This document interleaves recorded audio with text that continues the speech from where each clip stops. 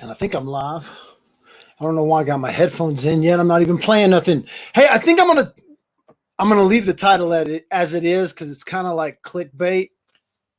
I'm really not gonna talk about like murder people, and I'm not gonna talk about the virus at all.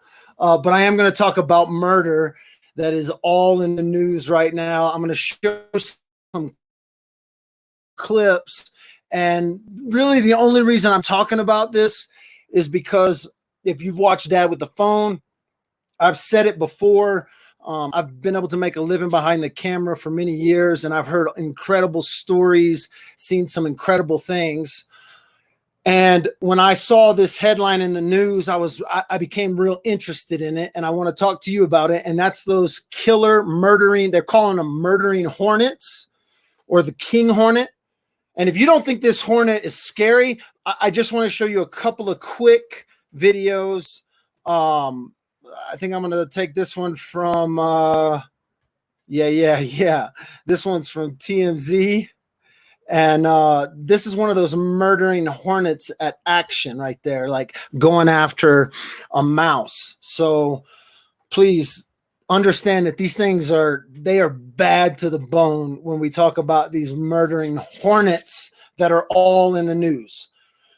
But the reason I'm interested in it is because of what these hornets actually do. And they go after our bee, our honeybee. They go after our honey.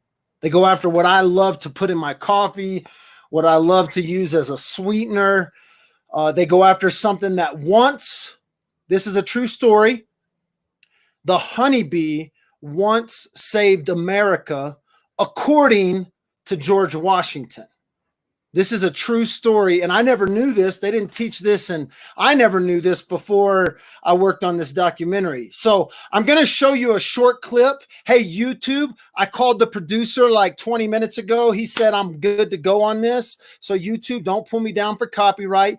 Facebook, I have total permission to show this clip from the producer. So I'm gonna show a clip about the honeybee, and then I'm gonna come back and talk about these murdering hornets that are they're a visible enemy that we can see, and you can actually help fight. You can actually help fight this one because and we could save the American bee. But first, I'm going to show this quick clip. This clip comes to us from Exploration Films. You can check them out at the link at the bottom of the screen. Anyway, I'm going to show this clip of a documentary I worked on and had the opportunity of checking out and learning quite a bit about a lot of things, but quite a bit about the honeybee. And so I am not a honeybee or a murdering hornet expert, but I know a little bit more than the average Joe. Oh, speaking of which, before I get to that honey bear or the honeybee story, did y'all see the news? Check this. Oh crap. Where's it at? Nicolas Cage is going to play Joe Exotic in a Netflix movie. I'm pretty pumped about that. Average Joe. So anyway, it had nothing to do with this. I just saw that and thought I was going to share that. So honeybees. Let's watch some honeybee action. After we talk about them, you learn a little bit more about the honeybees. Then I will talk about these murdering hornets that are invading America. And so once again, I have permission to play this clip from Exploration Films. It's a short clip from the documentary Master Designer. I had the opportunity to work on a few years back, and I'm going to share it with you guys. So, and then I'm going to talk about these murdering hornets.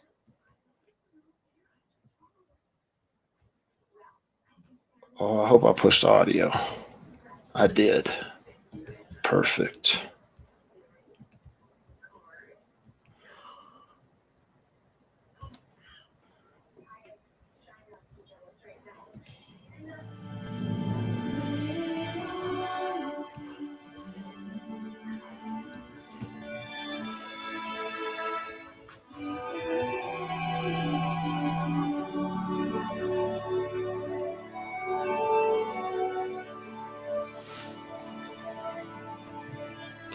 This clip is about 14 minutes long.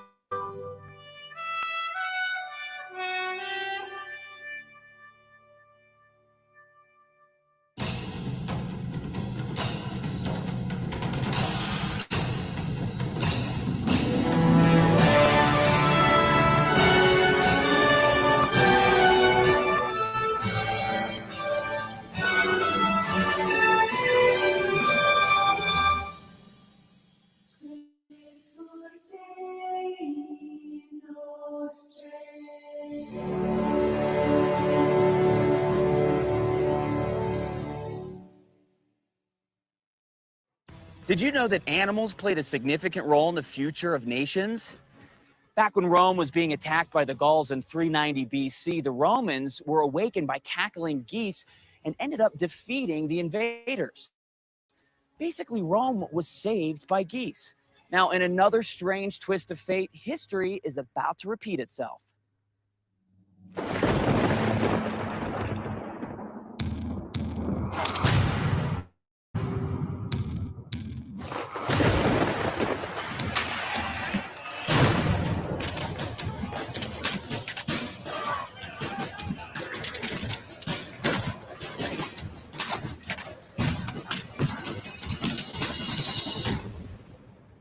Summer 1780. General George Washington and his Continental Army have been waging a war of independence from British rule. He and his ragtag team of soldiers camp just outside of Philadelphia. They know the Redcoats are planning an imminent attack, but they are missing a critical piece of intelligence. They don't know when. Meanwhile, a local girl is gathering walnuts in a grove of trees when she stumbles upon a Continental soldier lying on the path, badly wounded. He's just uncovered the British plans. The Redcoats are preparing to attack with a huge army, and they're on the march now. They'll be on the path any moment.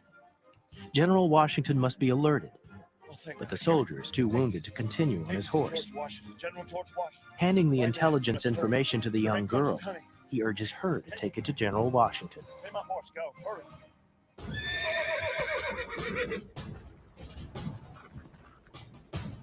The girl grabs a big stick and jumps on the horse. She knows something the British don't. The path is lined with beehives. As she gallops along, she knocks each beehive until the bees become a big black buzzing cloud. By the time the British arrive, they're ambushed. Not by the Yankees, by the bees. The American troops were saved. It's reported that Washington told the girl, "Neither you nor your bees shall be forgotten when our country is at peace again." It was the cackling geese that saved Rome, but it is the bees that have saved America.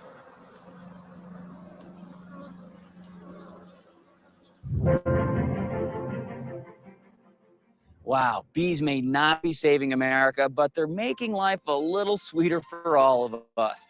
Bees are amazing. In fact, right now, all around us, there are tiny little miracles taking place.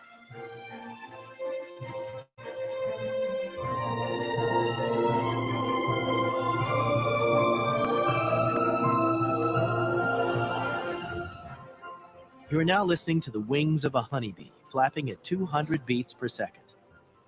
This kind of wing power helps the bee clock speeds of up to 15 miles an hour. Part of a hub of activity that makes them the most productive insect on Earth. Here's an example. Consider what kind of work goes into making 1 pound of honey that ends up on your kitchen table. It takes 556 bees, flying a total of 55,000 miles, to gather nectar from an astounding 2 million flowers to make a single pound of honey.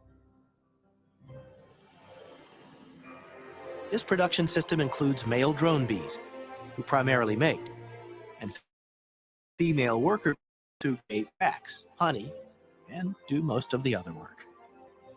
And a bee colony can be 20 to 60,000 bees. To keep this kingdom buzzing will require a queen, and a royal job she has. She will lay an impressive 175,000 to 200,000 eggs per year. And through one of the most sophisticated communication designs ever, she will constantly get information on the condition of the hive. Pheromones, or chemicals, are passed from bee to bee, and when the report reaches the queen, she will know every detail of the kingdom. She can then lay eggs that meet the current needs of the hive. Enter this kingdom and you will see more than just pure honey. You will see pure genius.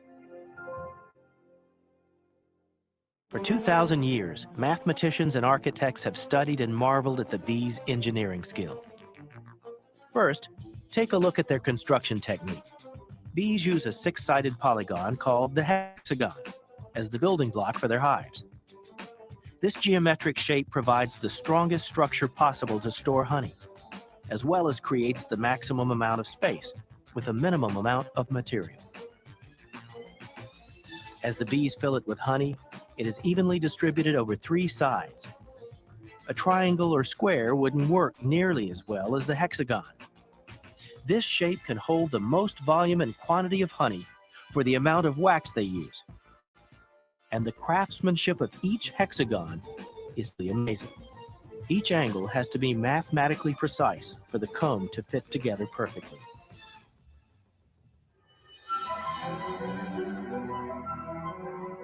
But there's more. Take a look at the architecture of the honeycomb. 2 of the 6 sides are always vertical, and every hexagon tube is angled at an incline of 9 to 14 degrees toward the center of the honeycomb. This tilted construction keeps the honey from spilling out. Bees are remarkable architects and brilliant engineers. They build nothing by chance. Evolution theory teaches that nature experiments until it comes up with the most efficient design. But here's the problem. If one design didn't work, say it couldn't hold honey, or the nursery design couldn't keep the bees alive, bees wouldn't be able to survive even 1 generation, and the species would not have survived.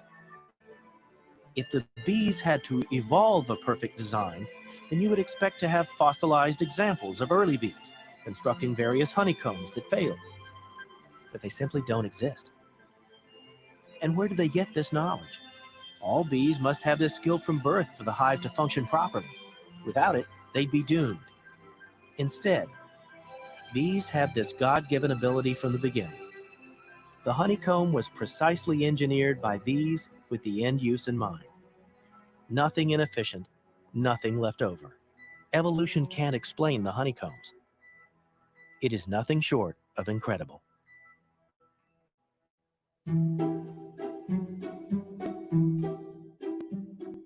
So bees are architects and engineers, but there's more. Scientists have recently discovered that bees have some pretty sweet dance moves of their own.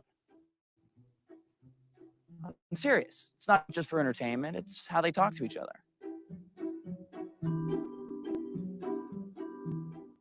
When a bee finds a good source of food, she flies back home to the hive with the new information. First, she distributes samples of the pollen she's discovered so her audience knows what kind of flower they're trying to find. And then she performs a remarkable dance. With this dance, she is actually giving the other bees GPS coordinates to the flower's location. 2 dances are used. In the round dance, she travels in loops in alternating directions. This means the food is close by. The faster the round dance, the more the food. The figure 8 dance, otherwise known as the waggle, shows her fellow bees how far they have to fly to get the food and what they will find when they get there. By the angle she dances, she's communicating which direction they need to fly and recreates the angle of the sun in relation to the flowers. How?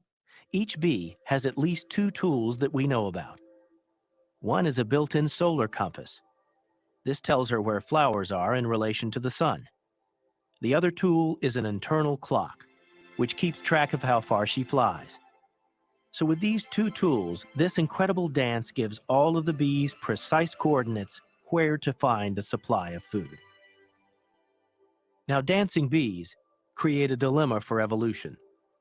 First, how did the bees develop this skill?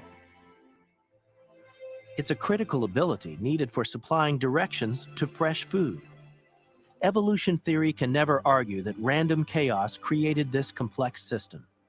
It's very sophisticated communication. Communication is a two-way activity. Both parties have to understand each other. That bee's eyes and brain had to develop at the same time, so they could see and interpret the dance. It is not likely that a bee's eyes and brain developed at two separate times. The dance is designed right into the bee, and so is the ability to understand the dance. Incredible. There's a dancing bee for you. But there's one more thing about bees that's simply remarkable, and we saved the best for last. Check this out.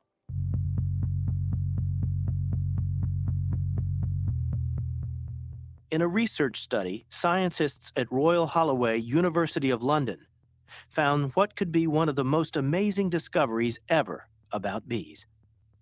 Bees are incredible, unimaginable mathematicians. It all started with something called the traveling salesman problem. Imagine this. You're a traveling salesman and you want to visit this neighborhood. Your job is to find the best route possible to all of these houses in the shortest amount of time.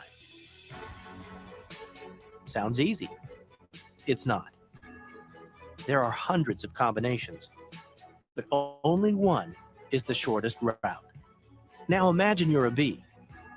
You've entered a field of millions of flowers. Your job is to find the most efficient route to visit all of the flowers in the shortest amount of time. And oh, your brain is only the size of a seed of grass. The mathematical calculations here are so difficult, it takes supercomputers days to do them. In the study, bees were shown to have figured out this enormous math problem. And they do it every day, and correctly every time. For the bee, math class is always in session, and scientists continue to wonder how this tiny insect can solve such huge complex problems without a computer. Scientists concluded in their study that bees remarkably have effectively solved the traveling salesman problem.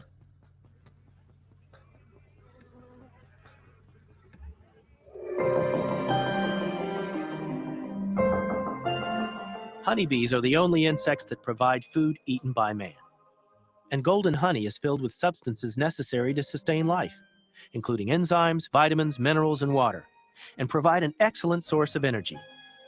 And honey never spoils, as its enzymes protect it from mold and bacteria. God's stunning design of bees teach us so many life lessons. Each is created for a specific purpose. They are eternal share what they've learned, and always work for the benefit of others. They are truly tiny miracles, and should remind us that so are we. That's the incredible bee for you, the creature that saved America. These tiny insects are a giant architect, an engineer, and mathematician, as well as great dancers. Oh, and did I mention excellent chefs? Boom. Now you know a little bit more about the bee. Again, you can check out that film in its entirety. We covered wolves, we covered camels, covered a couple other animals. It's great for kids. It's a family. You can check it out, explorationfilms.com. And they've got a wide assortment of videos as well. The reason I'm talking about the killer or the bees is because of the murdering hornets that are invading America. And a lot of news organizations are making them sound dangerous to people. And I don't want to take that away. They kill people every year, but they're not a danger to you. This isn't a virus to you, but it is a virus, a enemy, a visible enemy against the American honeybee. And they could destroy the honeybee in America in just a matter of years, not a matter of 1,000 years, not a matter of 100 years, not a matter of 50 years. they could decimate the country's honeybee population. I like the honeybee. I'm a little biased because, again, worked on a documentary that had a pretty good segment just about the honeybees. So this is what they're talking about in the news about the about the murdering hornets. And I showed a video of I showed a little video of the hornet eating a rat, but here's a video from one of the news organizations that's, I don't know if they're trying to instill fear, but I'm seeing a lot about the hornets and less and less and less and less about the virus. The virus isn't gone. Clickbait. If you clicked on this to tell me that the virus isn't gone, the virus is going nowhere. It's going to be here next year and the next year and the next year and the next year and the next year. So clickbait. You clicked on it and you bit into it and you're here and you learned a little bit about the bee. Here's what these hornets are doing though. Check this out. These are crazy little animals. Now to the hunt for the invasive species that has scientists on high alert. The so-called murder hornets arriving in the United States for the first time, and experts are warning they could decimate bee populations across the U.S. Will Reeve is joining us now from Central Park with more on this. And Will, also concerning, they've been known to kill people as well. Yes, Amy, dozens of people per year in Japan. People who have been stung by a murder hornet say it feels like hot metal driving into the skin. The hits keep coming here in 2020. The murder hornet has been spotted in the U.S. Now, as the pandemic keeps people indoors, another potential reason not to go outside in 2020, the so-called murder hornet. The biggest ones will get just to about 2 inches. Known as the Asian giant hornet, it can be up to 5 times larger than a honeybee. Stinger strong enough to pierce through a beekeeping suit. Its venom can be deadly. These hornets kill dozens of people in Japan every year. And now they've been sighted in the U.S. These images taken in December in Washington state. As summer approaches, scientists are racing against the clock to track them down. Ted McFall is a beekeeper near where those first sightings happened. He says the, quote, beasts decimated his entire honeybee colony. Never have I seen a bee slaughter in the way that this hive had been slaughtered. And these hornets have a vicious sting. Just ask animal expert and YouTube personality Coyote Peterson, who voluntarily got stung by one in 2018 for his show Brave Wilderness. If you can imagine getting yourself into a scenario where somehow Mike Tyson was able to take an open shot right at your jaw, that is kind of what it feels like. Experts say if you encounter one of these large hornets, get as far away from it as you can. Experts also say that most people have nothing to worry about. The murder hornets have been spotted in extreme northwest Washington state and in British Columbia, but there is no evidence that they are anywhere else in North America. Not yet, at least. No. All right, Will Reeve, thank you so much. I've heard people say with this murder hornet in the heels of the coronavirus pandemic that we're just ready for this Jumanji game to be over with. Yeah, right remember now. When we were excited about 2020? Wow. New Year's Eve? Not so much anymore. Trying to get through it. Well, hey,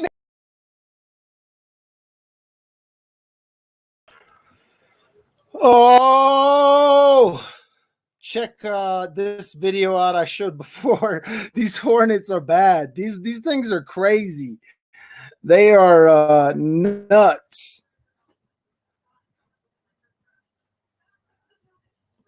That's one taken down like a mouse.